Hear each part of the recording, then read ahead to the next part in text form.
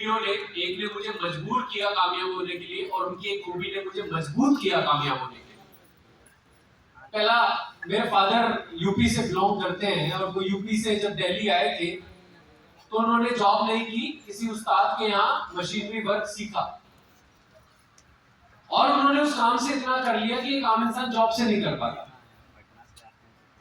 तो वो ये सोचते थे कि मैं उनका अकेला लड़का हूं, मेरा उनका काम मैं ही करूंगा। तो पहली चीज, मेरे फादर कभी नहीं चाहते थे मैं पढ़ूं और अच्छे मार्क्स लाऊं। मेरे फादर बोलते थे बेटा तू पढ़ तू पढ़ तू पढ़ और तू फेल हो जा।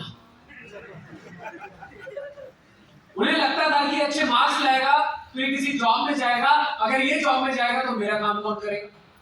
तो वो कभी खुश नहीं होते थे मेरे अच्छे मार्क्स से। मेरे एक बार 100 में से 95 मार्क्स मैथ्स में आए और मैंने बोला पापा 5 नंबर कट गए। कहते कोई बात नहीं बेटा, तेरे बाप के आधे ही 5 थे, क्यों टेंशन ले रहा है।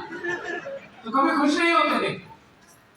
और दूसरी खूबी जिसने मुझे मजबूर किया कामयाब होने के लिए, बहुत बड़े कंजूस आदमी है यार, कभी पैसा नहीं दिया। मतलब मैं सोचता था पैसे ऐसी क्या चीजें देते हैं, फिर पता लगा बाद में इनके पास है ही नहीं, देंगे क्या। वेल, अपोजिट साइड मेरी मदर, उन्होंने अपने टाइम में एमए किया हुआ है। वो मुझे हमेशा एक बात सिखाती थी। उनकी एक बात मुझे आज तक याद है जो मैंने बचपन में सीखी थी। वो कहती बेटा फ्यूचर में कुछ भी करना, जॉब करना, बिजनेस करना, कुछ भी करना, आप जो प्रेजेंट में करते हो उसमें हमेशा आपको अपना बेस्ट देना चाहिए। फ्यूचर की टेंशन वो लेता है जो आज अपना बेस्ट नहीं देता।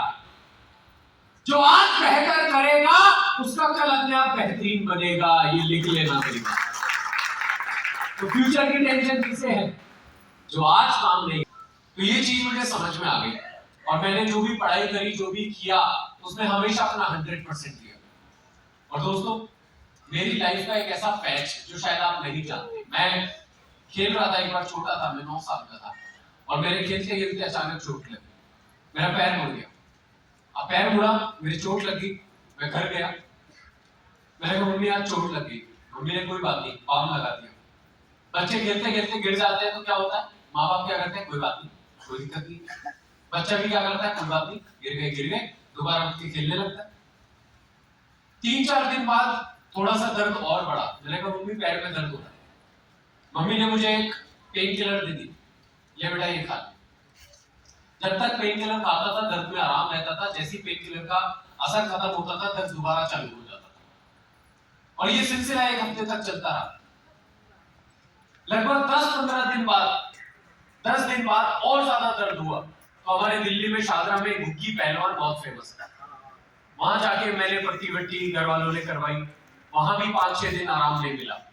और 15 दिन बाद क्या हुआ कि ये वाली जो लेग है ये मैं जमीन पे नहीं रख पा रहा था। जैसी जमीन पे रखता था तो एकदम करंट के साथ दौड़ता था पूरे शरीर में और ये लेग बेंड होना बंद हो गई थी, यानी मुड़ना बंद हो गई थी।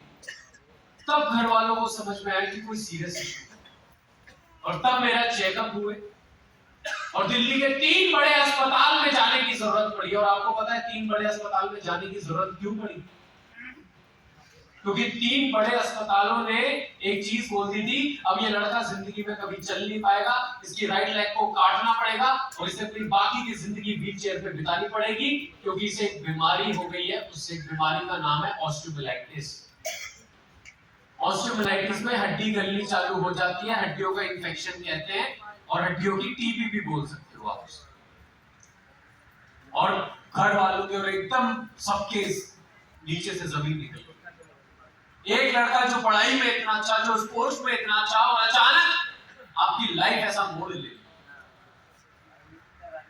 और तीनों हॉस्पिटल्स के बड़े बड़े डॉक्टर, मैक्स, एम्स और फोर्टिस, सबने बोला था ये चल नहीं पाएगा और अगर आपने जल्दी ऑपरेशन नहीं कराया तो ये इन्फेक्शन दूसरी टांग में आ जाएगा, वो भी काटनी पड़ेगी। अब घर वालों में कोई चारा नहीं था। मेरी मासी रहती है गाजियाबाद में, उन्होंने मेरी मम्मी को फोन किया और कहा यहाँ पे एक डॉक्टर है, डॉक्टर मिश्रा, एक बार आप इन्हें दिखाओ, शायद ये कुछ कर दे। हम उन डॉक्टर के पास गए, मरता क्या नहीं करता, जो जहां बोलता था वहां जाते थे, जो जिसे बोलता था हम उसे दिखाते थे। और उस डॉक्टर के पास गए, उसने सिर्फ एक बात बोली कि मैं कोशिश कर सकता हूं आपका लड़का चल जाए, पर मैं श्योर नहीं, मैं कोशिश कर सकता हूं। और कोशिश से बड़ा कोई इंसान कोई चीज कर नहीं सकता। तीनों हॉस्पिटल के डॉक्टर ने बोला टांग काटनी पड़ेगी, इसने बोला मैं कोशिश करता हूं।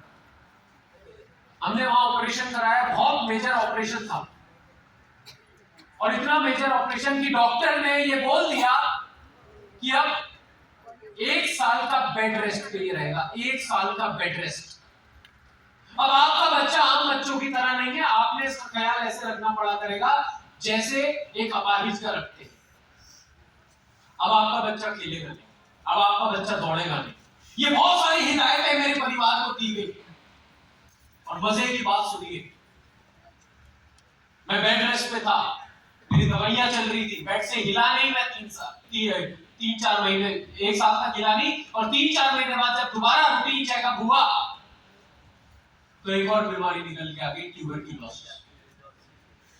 ऑस्टियोमाइलाइटिस की भी दवाई खा रहा हूं, साथ साथ टीबी की दवाई खा रहा हूं। सोच के देखिए, एक बच्चा हॉस्पिटल की शक्ल नहीं देखता, जानता नहीं है डॉक्टर क्या होता है। और मैंने हॉस्पिटल में ऐसा कोई डॉक्टर नहीं छोड़ा जहां पे हम जाते नहीं थे, दिखाते नहीं। मेरी माँ कहती है बेटा बचपन क्या होता है तूने देखा ही नहीं है, तूने सिर्फ दुख दर्द तकलीफें देखी। और वो 1 साल मैंने सूरज की किरण नहीं देखी, 1 साल में बेड से हिल नहीं पाया। और उस 1 साल वो मेरे लिए, मेरे परिवार के लिए बड़ा टफ टाइम था, जहां पे ये भी विचार आता था कि हे भगवान मैं जिंदा क्यों हूं, मुझे एक बार में खत्म करूंगा।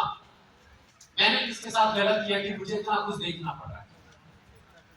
और उस समय में मेरी माँ, जब इंसान की लाइफ में मुश्किलें आती है, चैलेंजेस आते हैं, तो सबसे पहले उसका विश्वास उठ जाता है ऊपर वाले से। और वही मेरी माँ ने मेरा और विश्वास बढ़ाया ऊपर वाले को। और उन्होंने बोला नहीं बेटा तेरी लाइफ में सब सही होगा, चिंता मत कर। बुरे वक्त की भी एक अच्छी बात होती है, बदलता जरूर है, और तेरा भी बदलेगा, चिंता मत। 1 साल बाद धीरे धीरे मैंने स्टिक लेके चलना चालू किया।